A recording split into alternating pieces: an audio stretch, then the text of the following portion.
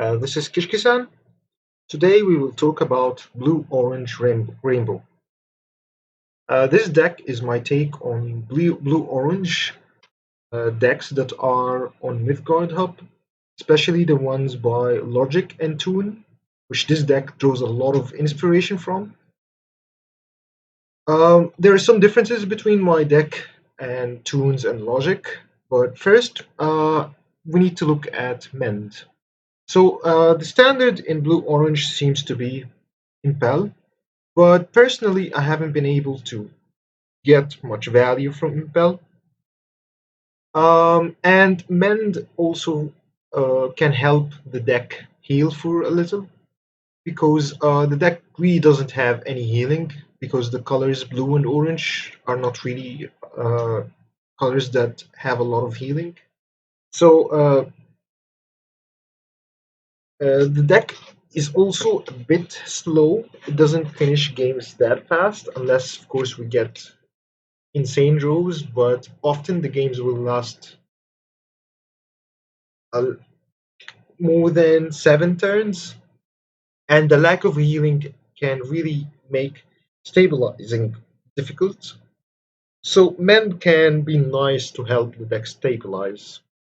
So, for the deck, we run 14 enchantments. It's a bit above average of the normal enchantments count. I also want to draw the fact that Logic runs 16 enchantments in his deck, and I think this is really good because the deck really relies on Stormseer to be able to clear boards along with enchantments, where enchantments actually act as a board control tool. So we're running 4 poppies, and the poppies are really good with the Stormseer because they allow the Stormseer to deal 2 damage, as well as the Thunderclap dealing 3 damage, Magnus 3 damage, and the Mardicore dealing 3 damage as well. And we run the Giant Stairway, which is very nice with the Plateau, which we also run, and we can just dominate the end game by playing the Giant Stairway next to the Guardian Plateau and just putting a 1/2/1 on the Guardian Plateau, and we'll get a 5/5 on the Stairway for free. That's insane value, and very little decks can cope with that. And we're also playing one of the Hammam retreats and the 3 Sandscape. This is the Sandscape is mostly also for the Seer because Seer is going to deal 3 damage when we play the Sandscape. Uh, the Hammam retreat is mostly for the yellow decks. I'm not sure how many Hammam retreats are correct to play, but I haven't been playing a lot against yellow lately, so I just play one. And uh, but even then, Hammam is really solid. The regen and the +1 health can be really good, and it's not only for the occupying minions, for the adjacent minions. So this is really solid enchantment. But to make the most use of it, I think the blight as well needs to be relevant, but it hasn't been relevant in most of my games. The Right Trickster is a very good minion. I think it's one of the best 2 drops in the game right now. It helps us just gain a few turns. It's insane. And some oasis we usually need to be replacing desert, but it can also be nice uh, to give the minion immortal for blocking to against aggro.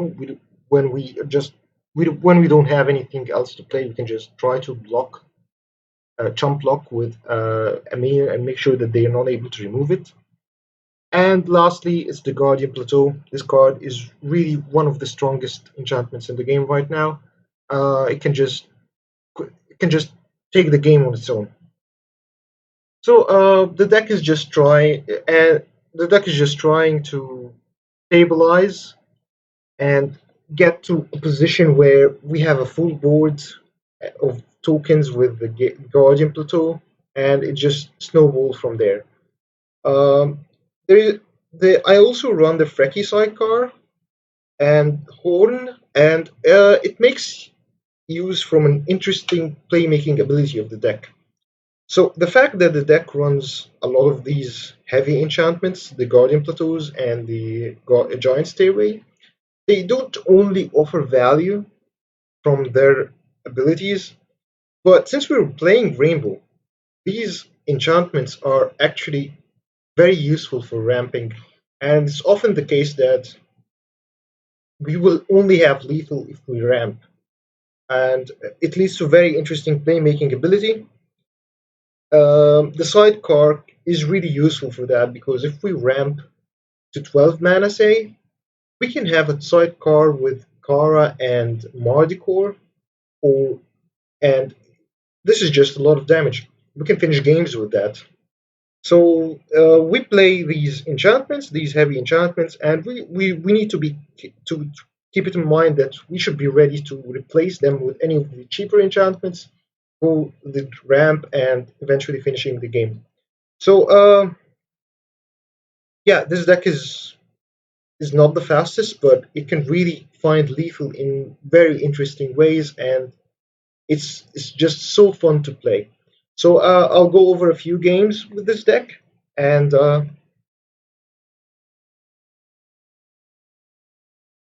so the first game is against Elantris, and he's playing Icewall. So I'm not sure if this is a matchup where we are favored in, but the game felt really tough, and yeah, we just play our curve, and we're just using the ability from the right trickster to gain a few turns, where the opponent just has a slow hand. And we use Mandir to make sure our right trickster can survive a second trade, or if he plays uh, that artifact that gives -1/-1. Yeah. And so we just draw, plays the stretcher, and it's a priority here to kill the stretcher because due to the lack of healing that we would normally, due to the healing that we would normally lack in a deck like this, the stretcher can really burn us down very fast. Um, so I need to be playing very aggressive here, but I could have gone for the Magnus and tried to push as much damage as possible. But I thought I would wait for another turn or a couple more turns because the opponent doesn't really have any board right now.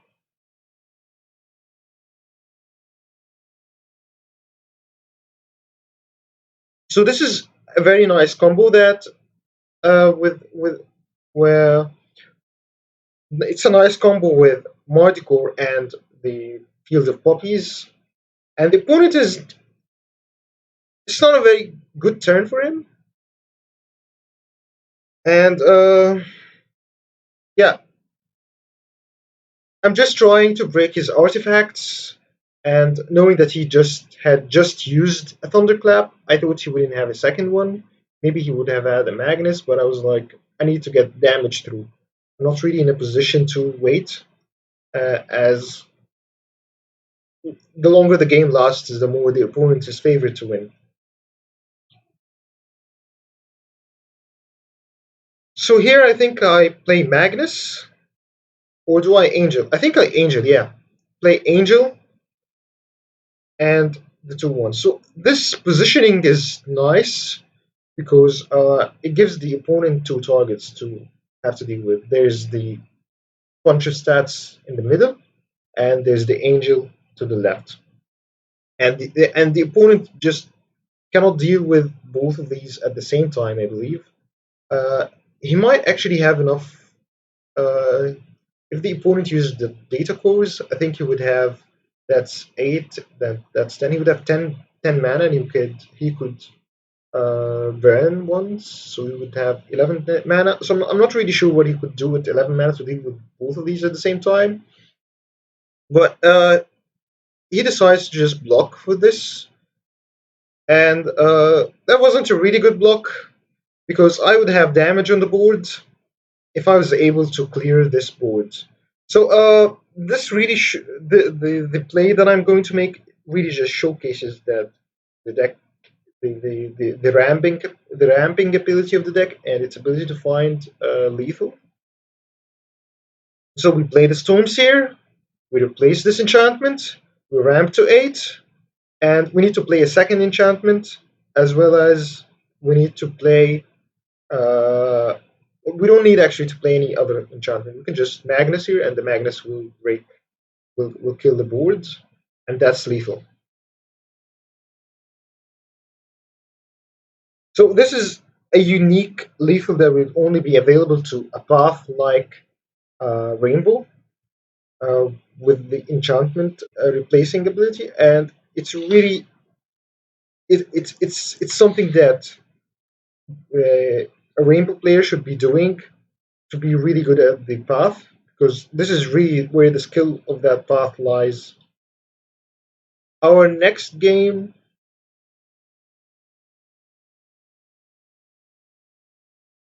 and our second game is against Inverted, and Inverted is playing the red yellow aggro deck that Madoka has made. It's a very vicious deck that can really snowball the game early, making use of the Coliseum +1/+1 on something like Iron Flash Performer. It becomes very hard to deal with. So, and the deck doesn't really have a way to deal with this early on, especially when it's buffed. So we're just hoping to draw well here, and he plays the Doper, and he's just getting ready to play something like Pack Mentality, and it's very difficult to play a matchup like this because of how it might be draw dependent. We need to draw exactly the cards that counter this strategy, but it just shows that the deck can be favored against such decks. So the right trickster pickup here is really good for us, as it slows down the opponent quite a lot. Um, as well as the Hammam. Hammam is actually going to be very relevant here due to the +1 and the regen. And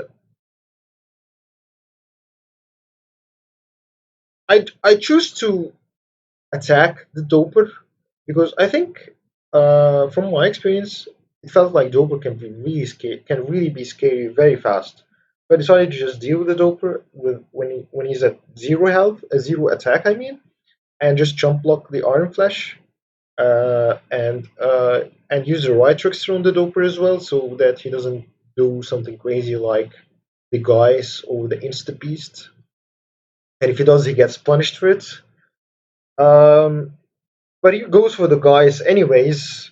And yeah, this Doper is now not as scary as it used to be, but this Iron Flash is now really scary. And thankfully, we drew the Giant Stairway, and the fact that the adjacent minions heal is going to be very relevant here because we use this to ramp this 1 mana.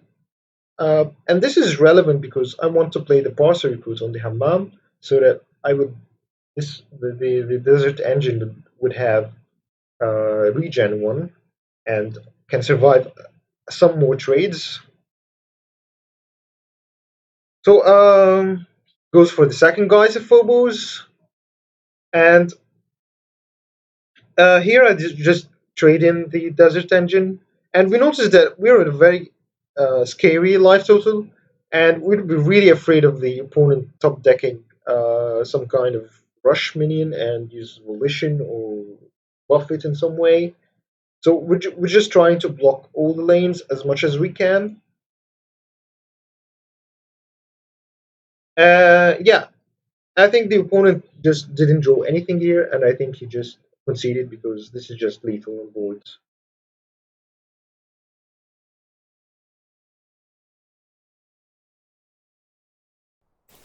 So I hope you enjoy these games, and I hope you enjoy this deck as much as I do.